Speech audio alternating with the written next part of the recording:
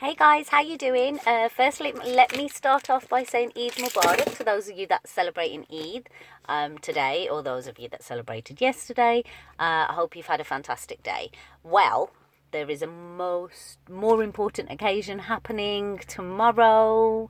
Can we guess what it is? It is, in fact, yes, GCSE results day. Now, I know there's loads of you that probably haven't enjoyed your Eid as much as you could have, because you were focused on, oh my God, I wonder how I did, what did I get, what am I going to do with my life if I failed, and all of this kind of negative stuff that you've been thinking. So here's a video, hopefully, to give you all the answers to the questions that you need. And if I don't answer them in this video, then as I've mentioned before, please make sure you just drop me a comment below and I can answer your questions via that.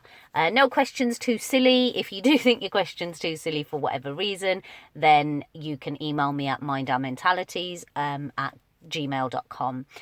However, from past experience, I know that the question that you're thinking of, that you're thinking, oh, maybe it's just silly or it's small, is something that there's probably loads and loads and loads of people thinking. So, GCSE results day tomorrow. For a lot of you, it will go well. And well done, and all the hard work has paid off, which is great, and you'll get the grades that you were predicted. For some of you, it will actually go better than you expected, better than your teachers expected, and hopefully better than your parents expected. So as a result, there'll be nice big pats on the backs.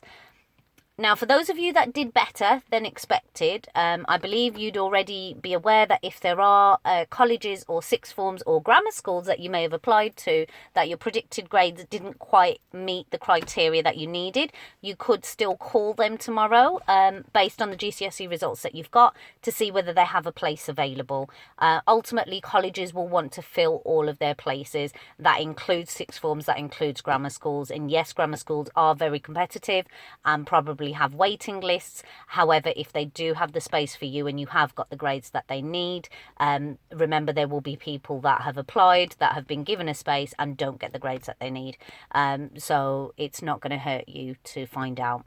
For those of you that are applying to other colleges, aiming to do A-levels, then most colleges or sixth forms will be asking you to get at least 5 grade 4s or above. So the grade 4 is the equivalent to the C, and that's what people are asking for. They're asking for grade 4 or above, at least 5, 2 of which need to be your English and maths. Now, that is generally most A-levels. However, if there are specific A-levels that you want to do, like some of the science-based subjects, then they will be asking for a higher grade in maths, and they will also be asking for a higher grade in the science that you want to do. So therefore, if you want to do biology, if you have done triple science, you will need at least a grade 5 in biology at GCSE level, a grade 5 in maths at GCSE level, and quite possibly with some colleges, they'll also be asking for a grade 5 in English as well, because they want to know that your English is up to standard.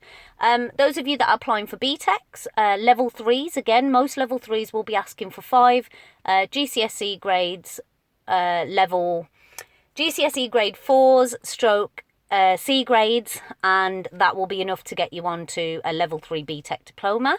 However, if you have not passed your English and your maths, or if you have got below a grade 4, then you will have to resit. So you will either, depending on the college or the sixth form that you go to, you will either have to resit your maths you'll either have to resit your maths or your English, or you will have to do a functional skills, maths or English. It's a requirement. The colleges will not get their funding unless their students are trained up to a certain level in terms of English and maths. So it's not something that you can bypass. So hopefully, fingers crossed, the majority of you will have at least got a grade 4 in English or maths. And if you wanted to do a BTEC level 2, they'll be asking for roughly about, and remember this is roughly, different colleges and different sixth forms will have different entry requirement, and all that information can be found on the website. And if the website's too confusing and you're too busy wiping the tears from your eyes because you think that all hope is lost, then it might be easier for you to just phone them up or ask somebody else if they will phone you, okay?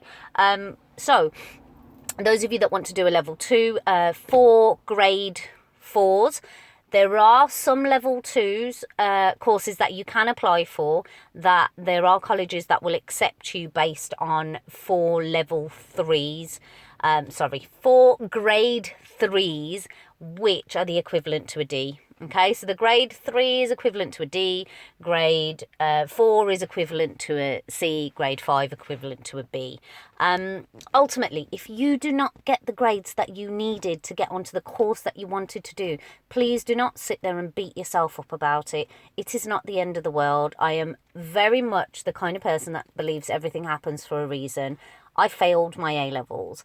I did do well in my GCSEs, but I failed my A-levels and it really, really hit me hard. However, I was able to take a different path. And had I not failed my A-levels and I'd gone on to uni at that specific time in my life, I don't think I would be here right now doing what I'm doing.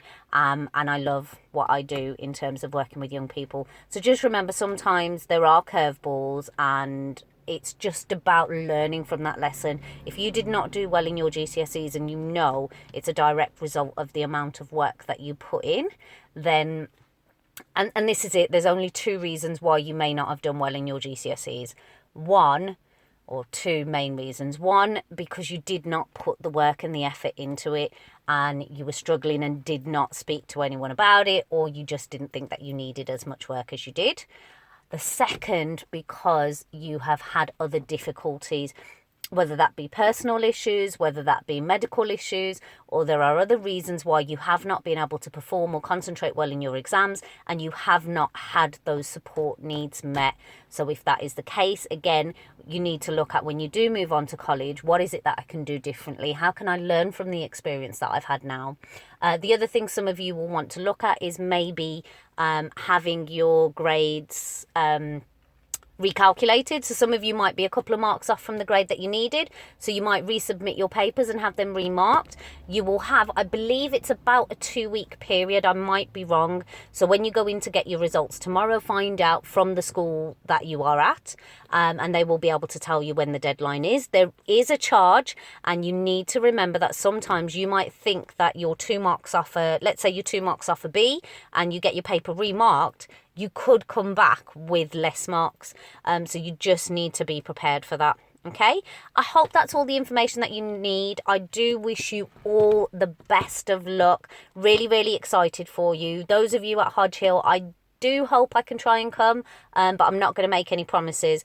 But seriously, I'm really, really proud of you. You've come this far, and whatever happens tomorrow, it is not the end of the world. Life will still go on, and in 5 years' time, you will look back and you will think, you know what? I'm happy with where I've come. All right. So as I said, any other messages that you need, any other comments or any questions that you have, anything that you're stuck on, please, please, please message me below. If you haven't already, subscribe. If your friends haven't subscribed and they're getting GCSE results tomorrow, please make sure you share this video. All right, guys, take care. Bye.